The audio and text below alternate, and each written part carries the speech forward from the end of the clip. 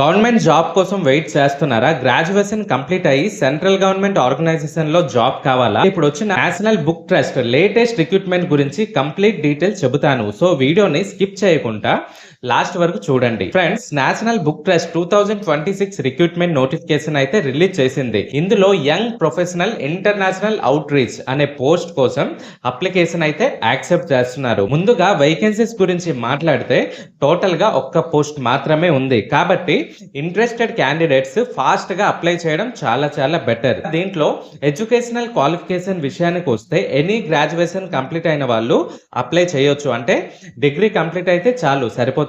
మరి ఈ జాబ్ లో సెలెక్టెడ్ క్యాండిడేట్స్ కి ఏం వర్క్ చేస్తారంటే ఇంటర్నేషనల్ అవుట్ రీచ్ ప్రోగ్రామ్స్ అంటే communication activities, book fairs coordination, publishing related support లాంటి వర్క్స్ అయితే హ్యాండిల్ చేయాల్సి ఉంటుంది. కాబట్టి ఇంగ్లీష్ కమ్యూనికేషన్ స్కిల్ ఉంటే కనుక ప్లస్ పాయింట్ అనేది అవుతుంది. ఇప్పుడు ఇంపార్టెంట్ పాయింట్ ఏంటంటే ఇది ఆన్లైన్ అప్లికేషన్ కాదు ఫ్రెండ్స్, ఆఫ్లైన్ మోడ్ లోనే అప్లై చేయాలి.